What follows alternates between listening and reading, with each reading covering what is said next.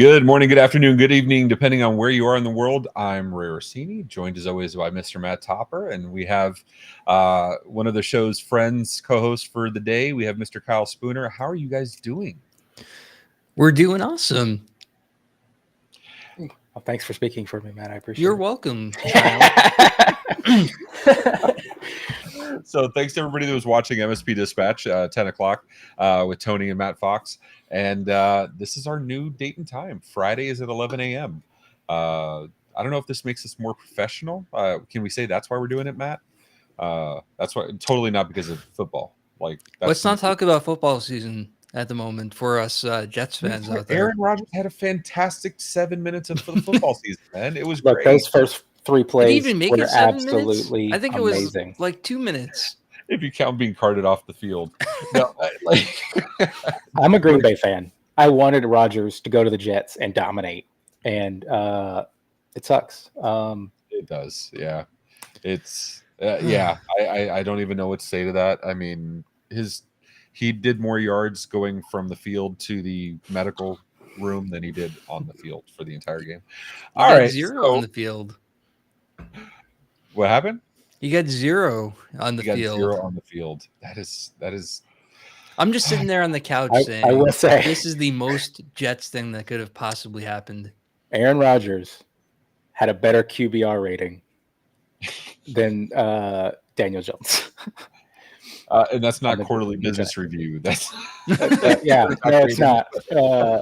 Performance rating for quarterback. Right. Quarterback rating. He had 0 yards, but he had a better QBR rating than Daniel Jones of the Giants fame. I believe it. Listen, it's everything happens for a reason. Nobody cares about the Jets anyway, so it's all good. No, sorry, Matt. Ouch. Ouch. I didn't say you were wrong. Just thanks for rubbing it in. Some people care. I mean, they're just wrong. You know, it's a screwed up season when the freaking Cowboys dominate their first game of the season. I mean, it's the Cowboys, so you know. I'll take Jets over Bears. Yeah. Amen to that. Go Pack Go. But we're not here to talk about Bears, Jets, Dolphins, or beers for that matter. We're here to talk about MSP. And so we'd like to take the next hour to talk about what PSA we like best. No, I'm kidding. Sort of, right? Matt, the first story you want to discuss is kind of about that. Not which is the best PSA or RMM, but you wanted to have a different conversation.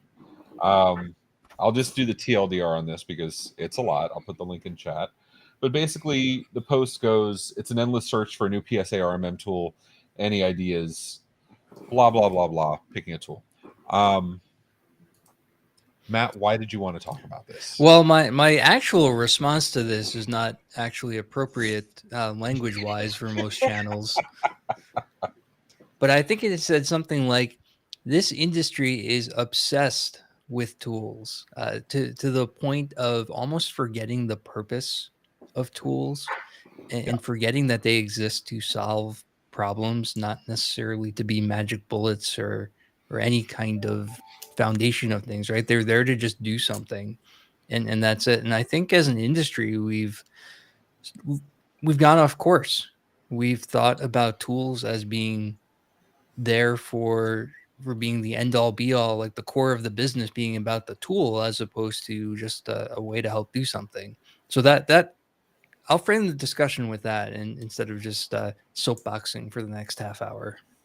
So, Kyle, why do we care so much about tools, and why is ConnectWise the best? Now, why do we care about tools so much? Like, why is this it's laughable how many times these posts come up. It's the fault of the MSPs. Okay. 100%. And it's half the conversation being heard, and half the conversation being talked about, and not the full conversation. Because it boils down to the individual, right? As an MSP owner, like a single man, 2-man MSP, you're doing all the hats. And being able to, when you're going in and talking to other MSPs, like, how do you do this? How did you grow? How did you reach higher and benefit better? How do you maximize your time? the conversation is, well, you should get a tool. You should get a tool to solve this problem, because that's going to take you from this to being able to focus on this, because this is partially being done for you. But are you saying tools are bad? Because we just had this, I think it was Pre-J and I forget who else in Geek, we were having this conversation. There should be an all-in-one DNS, DMARC, DKIM, SPF monitoring solution. There's solutions for each of those individually. There's just no MSP tool that does it all. I think LineGuard might do some of it actually, but and I know SaaSleo and SaaS Alerts are working on it. Avik, whatever Avik's name for SaaSleo is now. Sorry, John. Avik Leo. Yeah. I have yet to find a single pane of glass tool that is both cost effective, user friendly, and works. So once that happens, you can let me know. Well, and that's kind of the catch, right? And that's why and Matt Topper's here as a former MSP, he's here for the MSP Communities, not here as a ConnectWise employee. So I got to change my please shirt. do not hold anything against him. But that's been a lot of the vendors over the last several years have been like, you guys need a single pane of glass, and we're your single pane of glass, and nobody has ever been a single pane of glass. That sounds great. It's great. Yeah, it sounds fantastic. Until you need something that's not in the single pane of glass, and you got to go back to the tool, right? It's like Unify, working on using the Unify servers to do most of the configs, and then every once in a while you got to go into the SSH into it and start modifying code. Or worse, Meraki, if you want to do something weird and you just can't do it. Yeah, I remember when all their site-to-site VPNs, there was no way to filter between them, so they could all openly communicate to each other. And I'm not going to name the vendor that deployed Meraki VPNs to all of their alarm monitoring clients with the VPN enabled. And yeah, that was a fun one. But tools are not bad though, right? Like tools at their core are not bad. I do think MSPs put an unhealthy reliance on tools to solve all of their problems. And that goes to the conversation, to the comment you just had posted, and the other half of the conversation is the individual. Yeah. You have to have an individual. You have to have someone to run that tool. And now they can run multiple tools, absolutely, depending on the tool set that you have. But it's not the tool that makes your business efficient. It's the individual on the tool, which is why I've championed this, and multiple people have championed this. If you have it, like RMMs are specifically people heavy, right? You have to have someone who's in DevOps, who knows some type of programming language to be able to automate things, because automated patching is a lot of open source tools can do that nowadays. There's, the real automation, it comes from knowing how to write an MS exec call, how to and do even loops. That's been lowering, that bar has been lowering quite a bit, right? With we've always had RPA platforms, and I get what you're saying but SCCM solved a lot of that. Now you had to learn a whole separate set of technologies, don't get me wrong. You know what I mean? Or GPO or Intune or whatever. And now there's RPA platforms, Pia, Roost, but there's always been Zapier, 888, whatever. But you need the brain of a DevOps person. Right. And that's the key part, right? I don't think any of us are saying the tool itself is not valuable. I think we're saying you use it, whatever you're using, to just go execute on things, right? Have your ideas and have your engineers and designs and all that. And like we said a couple of weeks ago, pick something and run with it. This fascination with constantly looking for the next thing that's going to be the magic bullet for the business is just strange to me. So I would put a caveat to that. I do think that if you're not evaluating the tool sets you have in your business every 3 to 5 years, that you're doing a detriment to yourself. Just like if you're not evaluating your internal processes and procedures every 3 to 5 years, you're doing a detriment to yourself. I'm going to extend that a little bit. And I think back to what you guys both said originally, MSPs are the problem, where I just had somebody complaining about an unnamed security awareness and training tool. They were complaining about, they got it for cheap. It doesn't do this. It doesn't do that. It doesn't do this. And my response was very simple. That's weird. When you were doing the review, you had your pre-list, your scope of requirements for all the tools you were interviewing to make sure each fit all the checkboxes. Did it fit the checkboxes then and then stopped fitting the checkboxes once you signed up? Or did you not have a damn review of what you were looking for before you signed up with the tool? Did they even have a problem before they started looking for a tool? Oh, yeah. Yeah. I mean, don't get me wrong. I get those emails and I'll look and then, oh, it looks interesting. I may demo stuff every once in a while, but I'm not you're just buying keeping, anything I was yeah, looking for.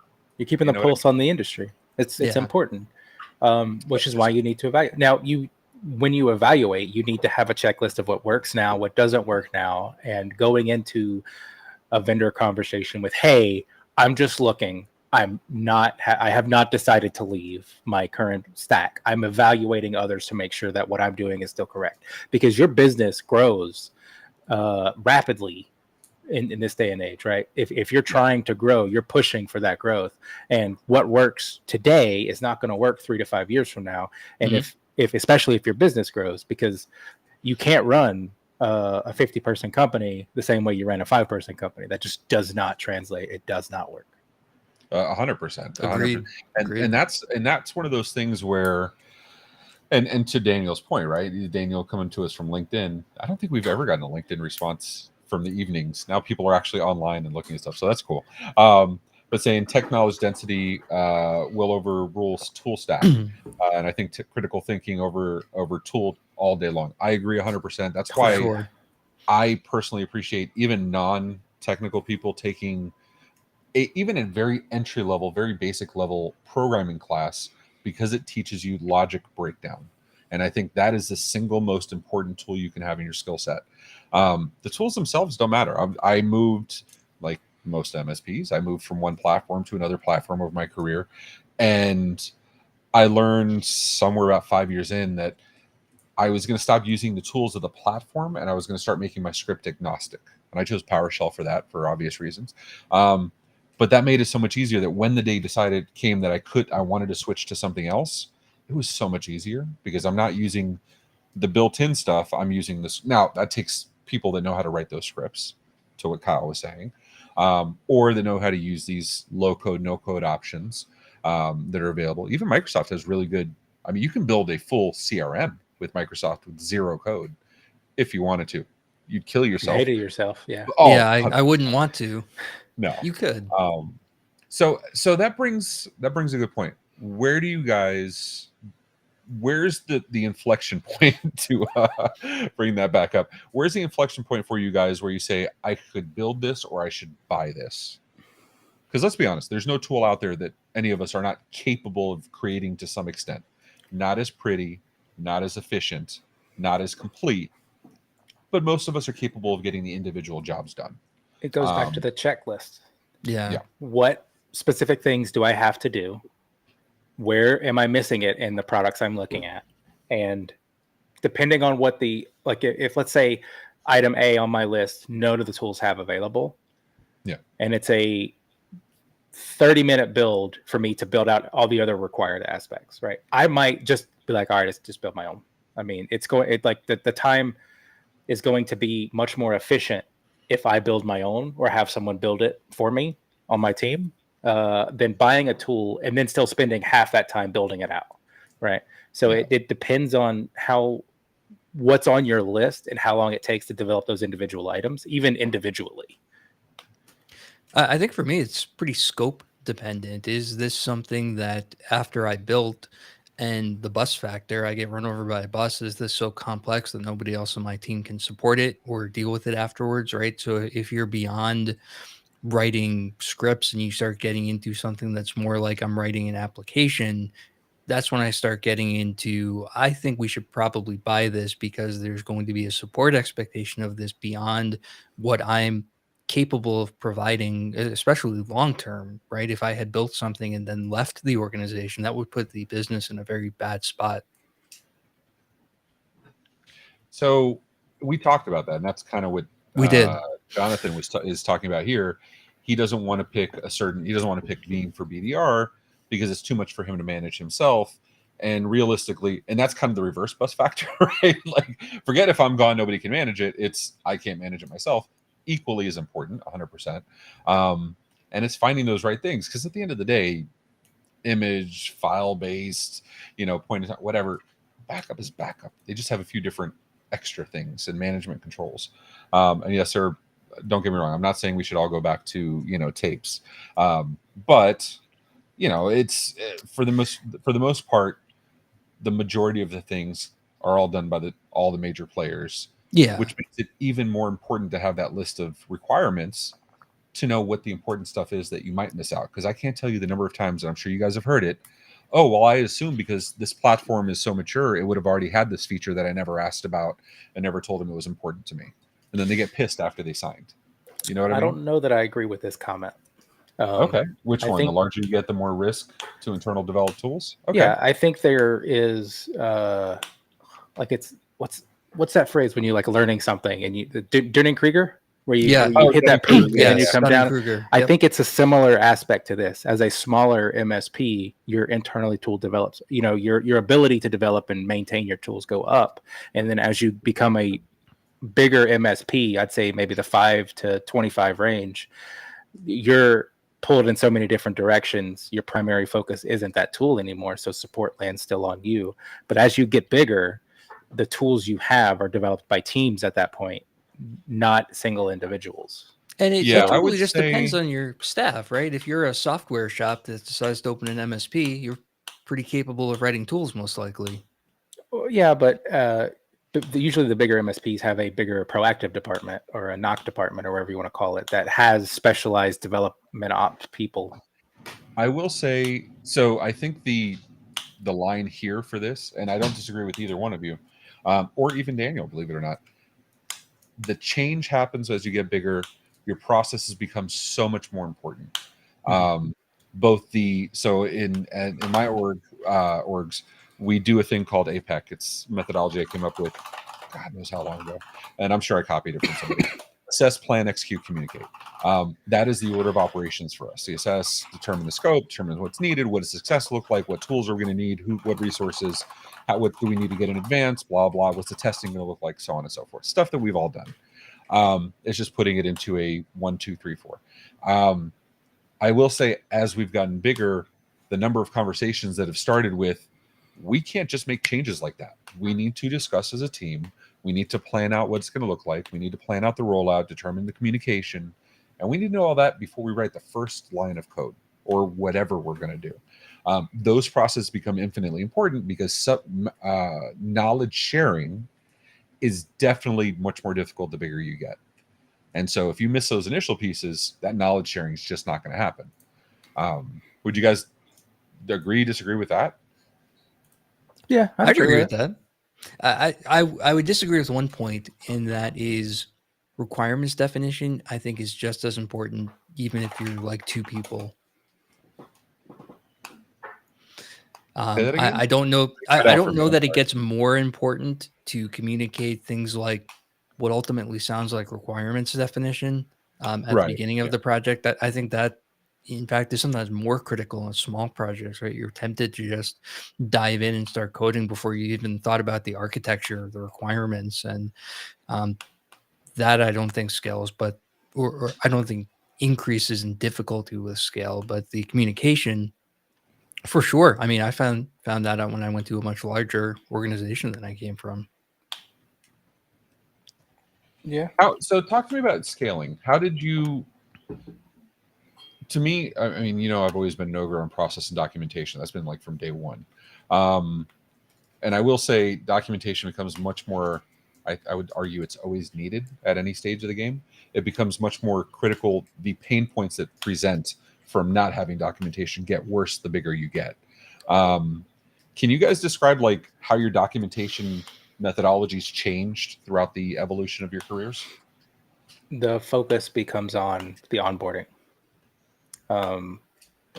and consistently understanding that our documentation is going to be out of date, and we should at some point re-onboard our clients to make sure that it's accurate as possible. Changes are going to happen throughout the business, like it. Sadly, you can force, push, yell, scream, fight, but people are going to make changes and not document them. It's just something that's going to happen. So you need to have a backup process in place that allows you to catch those changes periodically. Like you shouldn't be reviewing your documentation weekly, right? That's not tenable. Yeah. But once a year or once every 2 years, you should go through a client, have a specific dedicated time. And it doesn't have to be like what you like take a vacation week and then do all of the clients at once. You can do them over a period of time, right? Do your QBRs. Totally replace 100% of the computers and the UPSs that are end of life on the same week for every Right. company. Yeah, There you go, that's a great way to freaking go yourself nuts. Now, I think it was you, Kyle, that brought up was it you, Kyle, or Matt? I forget. It was on an MSPCL where one of you guys talked about redoing onboarding on a regular basis for clients, like doing it every year. That was you. Repeat that, because now that we have a little different audience during the daytime, I thought that actually had a lot of value. So it goes back to that. Your systems get out of date. Your clients get out of date. The touch points aren't there anymore. You've had these clients for 20 odd years, and you do a project for them constantly through that 20 years. Re-onboarding them, it's a quicker process because you already know the client, you already have familiarity with them. But going through that process again with them, just to make sure that we're not missing anything. So someone on site's new, who hasn't really interacted with your company yet, you can catch them and say, hey, look, I know we haven't really had a whole lot of interactions. You haven't opened a lot of tickets. But my name is Kyle. I work with a company. I'm here. I'm here to help you. If you have any questions, let us know. Here, your account manager is this person. Your VCIO is this person. Your team lead is this person. Like, going through and re-onboarding those clients, because they've had employee turnover, they've had technology turnover, they've had process turnover that you're not catching or documenting, that you need to know about to effectively establish that partnership. No, I agree 100%. Jonathan's comment, he feels like most of the stuff he's seen out of Pitch It, and if you guys aren't watching Pitch It, ConnectWise Pitch It, really cool competition for emerging vendors in the MSP space, culminating in the final winners at ITNC, IT Nation Connect in November. But there were a lot of MSPs that had pain points and built their own tools. A lot of tools are like that are people that were MSPs and just built their own tools because the available tools didn't solve the need. I'm always curious as to like when that, to pull another Kyle, when that inflection point happens, when you determine this is not a buy versus build, this is build and sell, because the requirements to be able to do that as a business are far greater. How many of us are in scripts that like somebody has to share and you're like, it's a little dirty, let me clean it up before I give it to you? Yeah. Like, do I want to take on support of this by releasing it into the world? Did I put credentials in there? I'm kidding. Never put credentials in your scripts, please. The answer is yes. I'm not saying I've never done it before. I'm just saying don't do it. Do as I say, not as I do. Exactly. That's the job. All right. I think we've beaten this one. Do you want to do the what I'm now calling the Kyle special, is to guess what the responses were? Ooh, on I love this. Kyle, you started this, and I can tell you, Matt and I have had great fun with it ever since. This was a good idea. Yeah. I have a couple of those occasionally. Yeah, man, spoonful of advice. So what do you think the responses to this were about this person looking for PSA and RMMs? You will never find a PSA or RMM tool that fits every single thing you want. Yeah. You need to adapt yourself to fit into the PSA or RMM you want. Can I be the negative? I bet somebody said use the search function. Well, that's obviously going to and be. That may have been a moderator. No. I've done that once or twice. With the constraints you provide, the features you demand, it doesn't exist. Damn, Kyle, you're scary, dude. So to get what you want, or as close as you'll need to step away from MSP space and find best-in-class products. Okay, so that's a cool point, and I'll leave that as the last point before we move on to the next topic. I've used many tools, like Kyle says. I've evaluated many tools. I've personally used in my MSP. I did use Autotask. I did use ConnectWise Manage, and I sorely mismanaged to this day. And then because of my business, we no longer MSP. We moved on to Salesforce. I will tell you, anything I did in any of the other platforms, I can do in the other platforms. It was more important. That was my switch from Autotask to ConnectWise. Took us 30 days, despite being already a functioning MSP, because we knew exactly what we were looking to accomplish. Not how to do it, but we knew what we wanted to be done. That move from Manage to Salesforce was the exact same thing. It was We knew how our business operates, and it let us slide into Salesforce and build that out. And our Salesforce today may or may not look very much like Manage, but don't tell anybody. Well, you knew what you wanted. Yeah. But I will say one of the things that I think almost always get missed in the tool search, and one of the things I didn't realize until I moved to Salesforce, the MSP ecosystem, that finding that the tool you want has the integrations you need is almost more important than making sure the tool does the job you need it to do. I can't tell you the number of tools that I just completely dismissed because at the time they didn't have a Breakage integration or a method to pull data out and I could push it into Breakage. There's similar other tools, right? Because integrations goes right on that spreadsheet as part of your requirements. 100%. All right, let's have some fun. So we're going to kill that. Let's see. We have. Where has the innovation gone? That sounds like a fun one. I think Matt, you also proposed this one. Did I? Somebody did. I don't know. It was an. No, maybe I did. Who knows? Oh, that was me. All right. So where has the innovation gone? So user New Stage 440 says, I've been an early supporter of CyberDrain SIP. They had an update today that added OneDrive SharePoint shortcut thing. That's actually Tyler Petrucci's feature request. So yay, Tyler.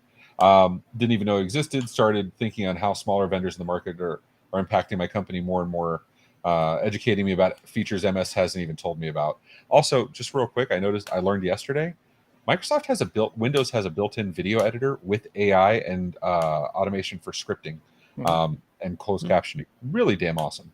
Anyway, I might venture into rant territory, but I got some burning questions. The TLDR is this. I shouldn't have to navigate through a maze with 3 salespeople to get a tool. Okay, I'm happy to weigh in on the vendor side of that. Support ghosting. Smaller vendors need support. I can tap into Discord and Slack, get a response. Although we are seeing more communities driven by organizations, or just go to MSP Geek and get a vendor channel if you're going to be part of the community. Delayed innovation. Big players seem to be stuck in a time loop. He didn't say ConnectWise. I'm going to remove that. For instance, Dragon's man. SIP seems like a no-brainer. Please tell me he called out other people here too. Okay, there we go. Same for Kaseya. Data RMM is light years behind Emibot's deployment mojo. So there's no question smaller players can be more nimble than big players for the same reason we just said. The bigger you get, the policies expand. You have to slow down to not have a negative impact on your audience. That is, unfortunately, that's a fact. I mean, I think that sums up the innovation stuff well, in that it's not necessarily that there's not the same innovative ideas out there at these big organizations. It's that they, by necessity, move more slowly. Yeah, I don't disagree with that at all. Which is nice. It unfortunately makes a necessary space for the smaller players to come in and take charge because they can be more nimble. They can throw spaghetti at the proverbial wall, see what happens, because they don't have 200,000, 2 million users that would be affected by a change. I get that. It happens. It's the cycle, right? Change thing. I mean, you're as you the Emibots and the SIPs, although SIP is a little different than like an Emibot situation. Yeah. I want to know where he's getting SIP support from other than the Discord. Right. But those companies, their founders are still deeply involved and still building the products out. They're not fully released. They're there. As they grow, as they double and triple their revenue, and as everything grows, their feature sets start becoming stable. A lot of the innovation is still there, but you have bug fixes you have to do. You have a bigger audience that you can't just rebuild an entire section that you could in a weekend, because your code base is like 18 times bigger than it used to be, right? You have things that connect into things that connect into things, and making one change is going to have a cascading effect to the entire product suite. And with so many people relying on it, you can't just do that. Also, you have stuff like the ConnectWise thing. They're not building out their core products anymore. They're building new products to integrate with each other, which you have to do at a certain time. I mean, you're at that point, you're rebuilding the entire systems that you've already had. Your code base is too old, and going in and refactoring that monolithic application is not something you feel is beneficial for your future. So you want to build a microservices architecture, right? They've acquired I mean, how many what was tools? it? Windows 7 still supported 16-bit applications or 32-bit applications. Mhm. Definitely Yep. 32-bit, but I think that was the last one that supported 16-bit applications.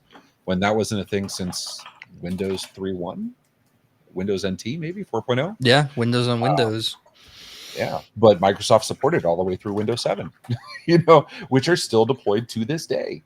And that's not good either. There is a point where you just have to say, no, we got to cut back and get rid of that and start something new.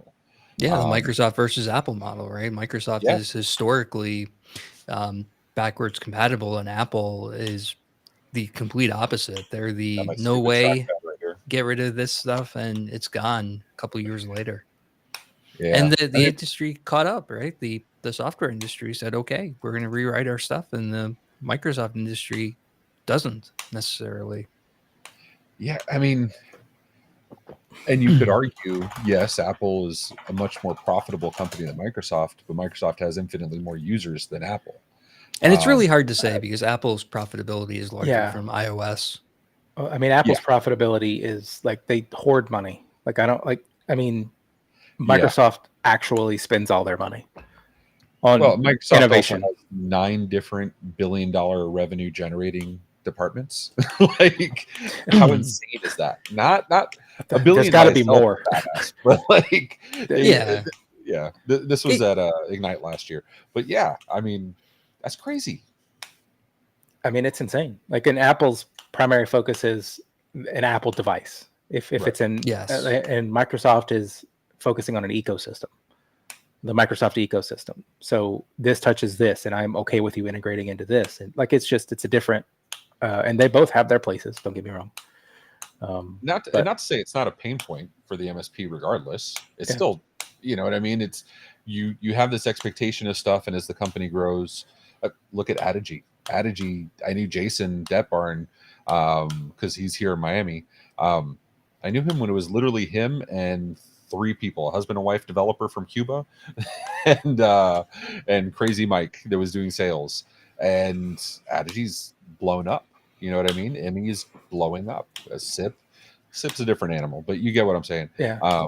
It's just the nature of the beast, and you want them to get bigger because they can afford to do awesome things. Like, you expect growth will allow you to have more features and more features developed quickly, but that's not the true case. No, because then you have to put processes in place. Because if John Smith, your brand new developer, uploads into production and deletes half your infrastructure, that's a little problematic. Now, if the owner did that, that's on him, right? He can't yell at him. He can yell at I himself. feel like you're calling me out for certain things. I'm just saying. I mean, but like, the owner can do that absolutely, and he can eat the mistakes and he can get in front of people. Yeah. But John Smith, that entry-level developer who did that, can't do that. So you have to build the process for that. Right. If you have 50 to 100 customers, prod can be down for half a day and it's not a complete disaster for Right. you. If you have, 500,000 customers, you can't have a downtime. It can't be down a minute. Listen, everything's important. Whatever's down, that's the most important thing at that moment. Yeah, of course. And I'm not going to say I've never been that guy, but it is what it is. The same thing also affects support. So do you think these people here, the respondents, we're going to call it the Kyle segment, or the Kyle test. So do you think that the Redditors were just as understanding as you two were? No. So no. I think there were 2 questions in the post. I do think that there was an explanation of how things change with size, but I bet there was also some vendor bashing in here. So let's answer those questions. So scroll up a little bit. Yep. The questions are, I believe, why can't our industry titans mimic these underdogs? Or is there? That's it, really. Why can't they do it? And then it's just attacking the vendors.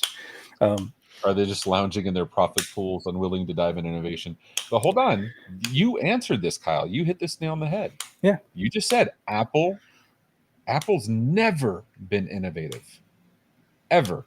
They have always evolved products for the better. Revolutionized products. Let's give them credit where credit is due. Yeah, I don't want to defend Apple too much, but iPhone, that was pretty revolutionary. Like coming up with the idea of it existed before, though. Everything they've done existed before, but they took an idea and made it into an Apple device. And Well, that even Steve is Jobs famously said he will never have an app store on his iPhone. Like he said, there was no need for that when the iPhone was first released. And then, you know, he had to eat crow. But then again, Gates also said we only need 768 KB of RAM. So, you know, exactly. Yeah. you live, you learn. To And be we'll fair, never run they're- out of IPv4 addresses. they are likely lounging in their profit pools, but they're not unwilling to dive into innovation. It just takes much more longer to develop, fix, confirm, put in, test, beta, and then actually release that product than it does a smaller company. Okay, so let's look at Google. Most people would argue or agree with Google is an innovative company. Yeah. Maybe too innovative, right? Google and Microsoft kill off stuff left and right. I know we all dearly miss Orkut, all 300 Brazilian users that were using it. You know, Postini hurt a little bit. There's a when that website dedicated to the things Google has killed. Yeah, and Microsoft. There's one for Microsoft Yeah. too. Oh. You know, and it still amazes me to this day that people still use Yammer. But to that end, it costs a shit ton of money to innovate, right? You have to have enough money to buy. Okay, so Google bought Waze, right? And they have their own Google Maps, Google bought Waze. And Google is an innovative company, but they also have to kill things. And people complain about the killing. My phone just said, "Hey, Google." People complain about the killing just as much. You have to innovate. You have to be able to kill quickly too, right? I mean, that's the other half of the coin. Yeah, So for where's sure. the win here? I mean, I think Google can be overly ambitious with its killings because it goes back to one of the things that a lot of bigger companies don't do because they chase that innovation. They chase that new feature. They don't iterate what they've released. There is zero iteration. They release this amazing feature and then it goes into the stable state, what they consider the stable state, even if it's not. But they don't ever come back and rebuild upon it. Like how many iterations has Gmail gone through, right? Oh, geez. Exactly. I mean, but Google Glass, how many iterations did that go through?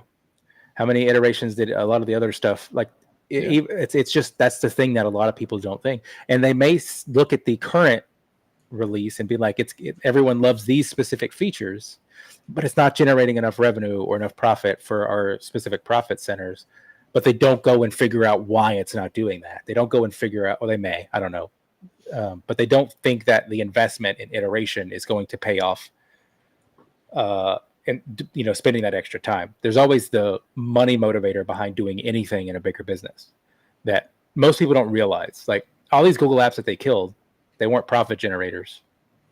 And if they're not profit generators, they die. There's a line where you have to balance. I have to support it, right? A minimum. Even doing nothing, I have to support it. You have to have There's people. always going to be maintenance. There's always going to be bug fixes because of whatever it ties into is going to have some change. It's going to break your stuff. So you have maintenance. That's not even innovation. You have maintenance. That's important. Or security holes that open up. So you have the maintenance side. You have people that need to do QC for those two. The maintenance. The maintenance. Yeah. And then more maintenance. I mean, just let the public do the QC, right? Thanks, Microsoft. And then you have the people that actually have to do the innovation. You're talking about 4 sets of teams for any product. And I'm being very minimalist there, right? So if we'll use ConnectWise, for example, you have Automate and you have CWRMM, right? These are 2 massive initiatives. And so to innovate, and yes, ConnectWise bought Continuum and some other stuff, but to innovate, it requires a ridiculous amount of people and money. And that can be said the same thing for anyway. Kaseya owns Datto, they own VSA, you know, and AutoTap, or VSA and BMS, horrible acronyms. I think go ahead. One thing that everyone's also missing in that calculation is this stuff is complicated. Yes. Code is complicated. It's not as simple as typing up a few lines and it working. It is complicated. I open, like, there's thousands of open source projects. Go on GitHub, look at them, one of the bigger ones, and look at that code base and think about adding a feature to it. Yeah. It goes back to our size thing, right? You can refactor a code base much easier on day 45 than you can year 10. Yeah, no, anyone watching who thinks that they're not doing enough innovation or it takes too long, go to GitHub, look at the largest projects that exist, and this you can look there. It's quite simple to find it in the UI. Look at any of those things and try to figure out where you would add a feature. And I mean, even with that, we can dial it back to the micro level. You build a script, it solves a problem. You move on to the next problem. Who's maintaining that first one? Who's innovating that first one? Who's doing bug fixes? If you've ever said to somebody that's asking for a copy of your script, and you're like, I got to clean it up first, you cannot bitch. You cannot complain to the other vendors about the exact same thing, right? Because they are maintaining their stuff. There's a lot of things you got to balance. All right, this is a dead horse. I don't want to keep beating a dead horse. Just go by Kyle PSA and you'll be fine. I've got a good one. If you want, here, I'll post it. Yeah. This one can lead into what we were talking about before joining on or going live. All right. Oh, you and your freaking old Reddit. Because it's the best Reddit. It doesn't have dark mode. It's the only Reddit. Oh, sorry. I have better Reddit. So it's defaults dark mode. So for the same person that's been yelling about dark mode in the ConnectWise channel on Geek forever, it's a meme. It's me more of an actual want. I know the difficulties in adding dark mode. I know. No, and it's one of those things like Andrew Kaiser sends me Reddit links all the time too, and they're always using the old one, and so like the bright So all right. So do MSPs actually? Oh, this was the one I was going to bring up. Perfect. Yeah. All right. Do MSPs actually care about teaching their workers? Posted by a Skeptic Drinker 3 days ago. It's been a year, and while I've learned a lot, it's been mostly incidental rather than deliberate effort by my employer. My coworkers joked in the early months that this is the way, saying you're basically on your own. That hurts my heart. Look, I get being in IT requires independent skills of finding answers on your own, but you wouldn't hand a playbook to your quarterback and say, coach you, the plays are there, do it on your own. There's a lot to unpack there. His analogy. Yeah, really this is more complicated than I thought from the title. Well, forgetting about the quarterback thing for a second, I don't need another reminder of that. Do we need to talk about quarterbacks? Do you want to move on to a different sport? So I see two things here. I see, so my first response to the question is yes, of course MSPs actually care about teaching their workers, but I'm wondering about the expectation of it, in that most of the teaching that I got was while we were working on some particular aspect, or if we were going through maybe a setup or talking about how to approach an issue or how to approach a client communication. I don't know that I would necessarily expect to be coached on things independently before they came up. I would expect to learn that stuff on my own and receive training for it when it comes up in a business context, as opposed to getting a boot camp, essentially, outside of the very basics, like how do we do things here from a process and procedure aspect, and maybe here's the server install procedure that someone documented. But for someone to actually go through it with me and teach me fundamentals, I don't know that I would expect that. So how did you handle it at Iconic? So when I was teaching someone else, there were two camps, right? There were the people who were actively learning and trying to seek out knowledge on their own, and there were the people who wanted only what they needed to do the job. And the ones that simply needed or wanted to know how to do their job, you point them to the documentation and explain how to do things. And the ones that were interested, I would spend hours with, going through, drawing stuff on the whiteboard and architecture things with them. It really was just a question of desire or what type of education they were looking for.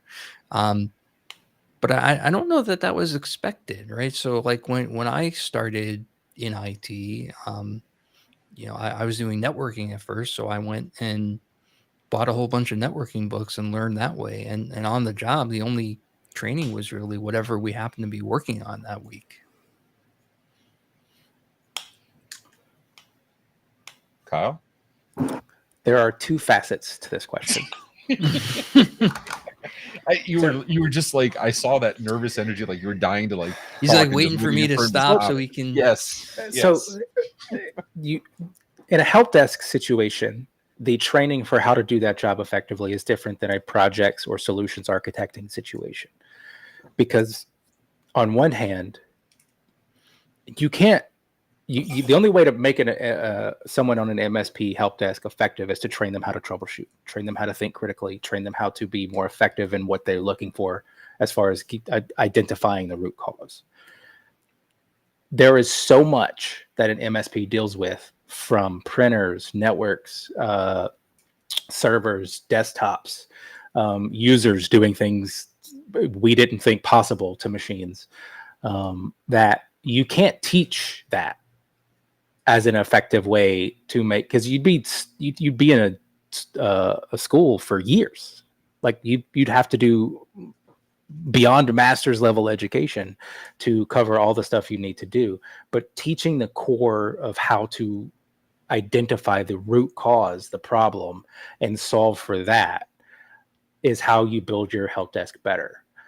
You should absolutely provide incidental training, like how to navigate an OS, a server OS, and where Active Directory is located, how to edit a user, things like that, if someone's not already familiar with it.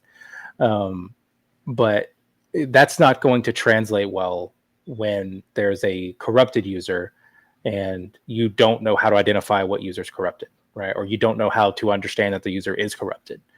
You can see that something's wrong, but you don't know what the root cause is.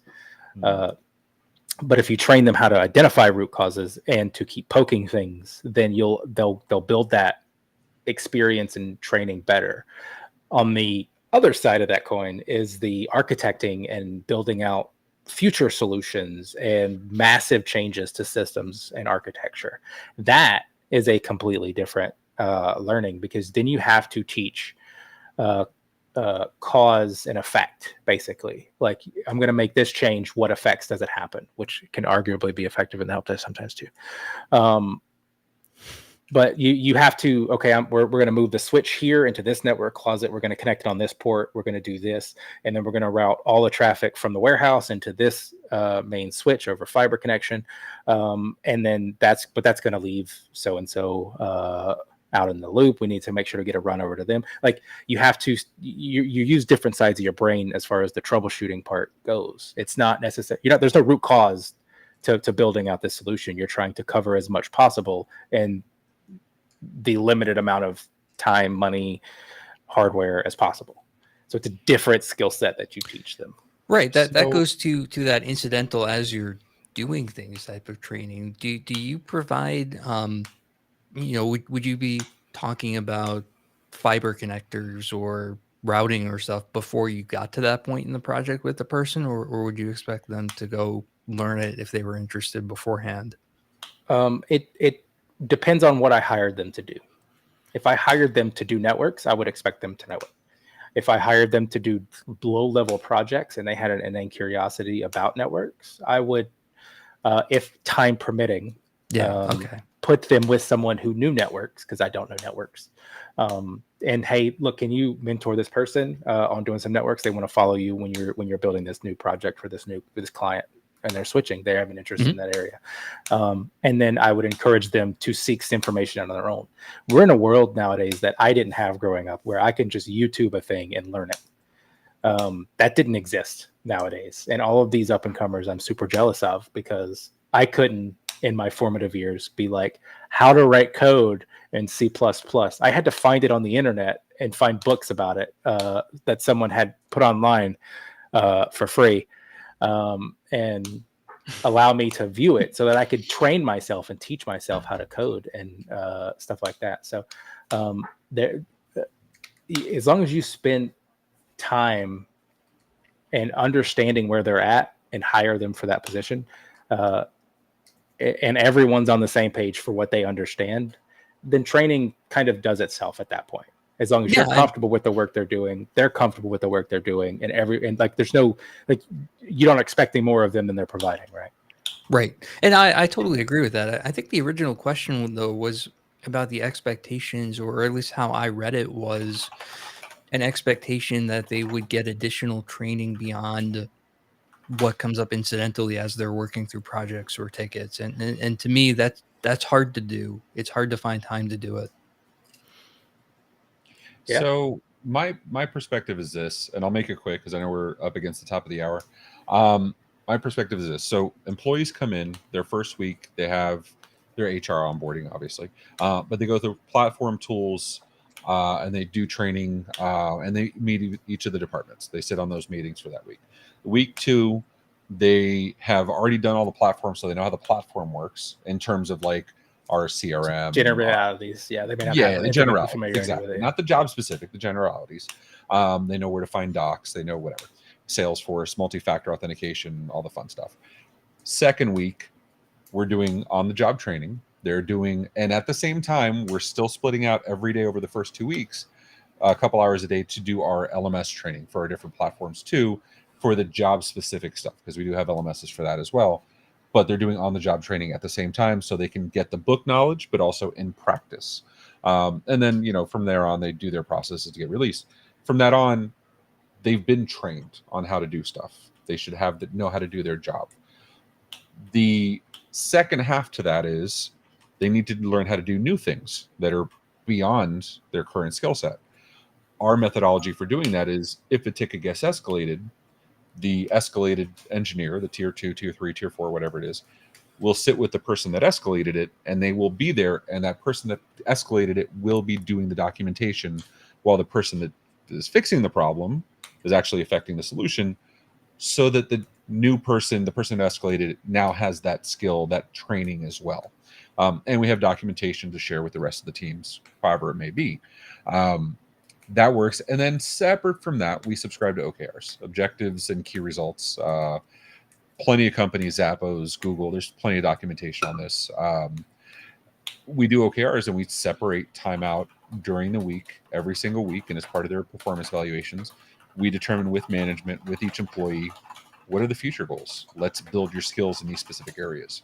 You have to address initial training, ongoing training, future career development. It is not a one or the other. All three, in my opinion, have to happen, which is here. I feel training should be more than the technical side. Focusing on professional growth is important as well. And that's kind of my point. That's how we presented security awareness training to our staff.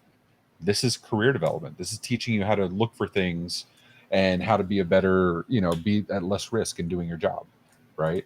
I'll expand this. It's not just techs, Daniel. It's everybody.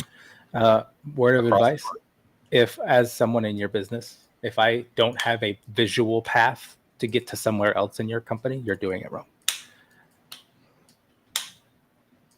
That's fair.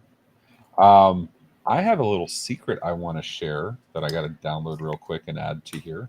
You want me to keep talking while you're downloading? If you, the technical term is vamping. Yes, I would greatly appreciate if you can keep vamping for like 30 seconds. It would be phenomenal. Sure. Super simple. But yeah, no, if I, as a technician, if I can't go to an account management, then that's a problem. If there's no path for me to get there and an understanding of what I need to be able to get to that. Like if I'm an account manager and I want to learn tech, I shouldn't have to answer phones prior to being a level 1 technician. I have a basic understanding of technology. What do I need to do to be a level 1 tech? What skills do I need to possess? What do those look like, Kyler? Are they raw numbers? Is it score this on a test? Is it do this many iterations of some task? Like what would I be looking at if I were a tech with that? Well, it would be a Visio diagram. Because some positions are 1-to-1, like a tier 2 technician. Once you're fully developed as a tier 2 technician, there is generally an MSP thing where you either go to management or you go to projects or a specific piece, right? So that'd be a lateral move. But if we go to a procurement department who has a deep understanding of hardware, software, things like that, not necessarily troubleshooting skills, I'd probably put them into level 1 engineers, maybe even on the quick fix team to understand resetting passwords and stuff like that first, and see where their skills grow. Blah, blah, blah, blah. Yeah, career development, blah, blah. The really exciting part has a lot to do with this, my little guy over here, my goots. Kyle, I'm going to bring this up. I'm going to let you explain this because this is your jam, bro. We're all extremely excited about it, but let's be honest, this is your baby. Can you, you want to explain this? So it's officially announced. We put out a request for sponsorships for MSP GeekCon 2024, which means it is happening. Not a lot of the details have been released as of yet, but at this time, we're about half full for sponsorships, and we released it yesterday.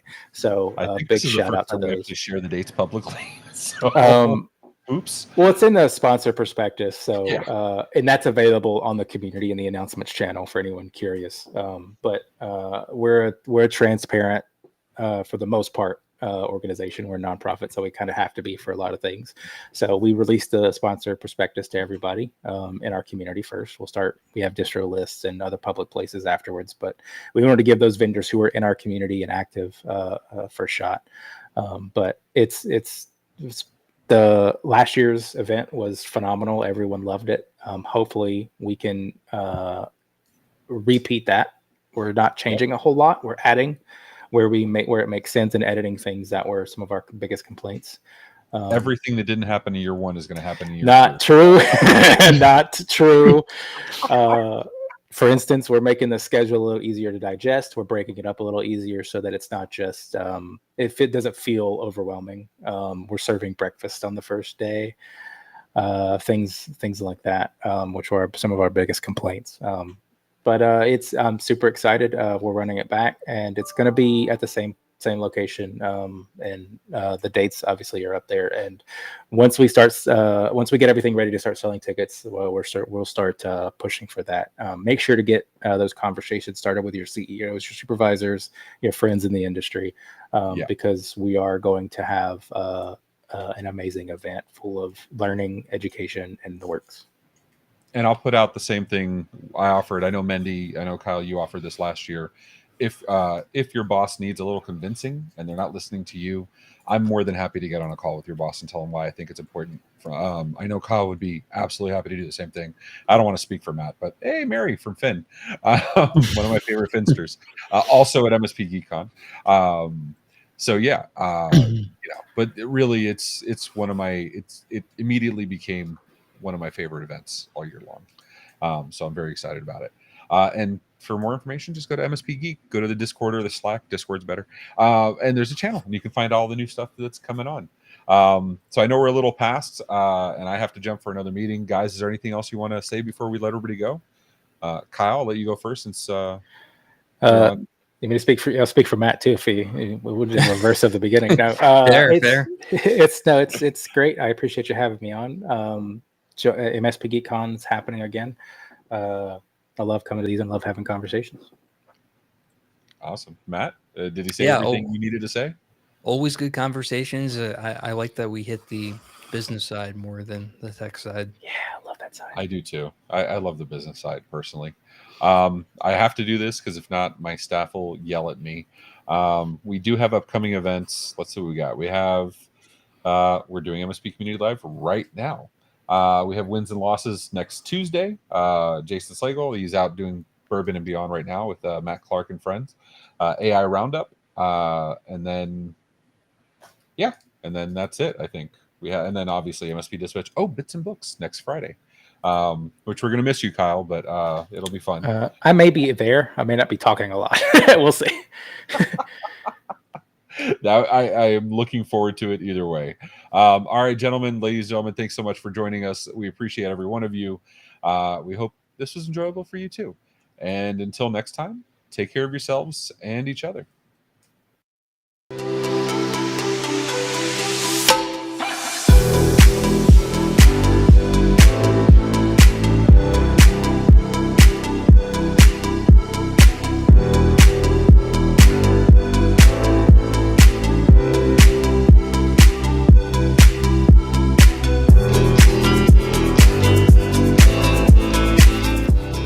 This has been a broadcast of the MSP Media Network.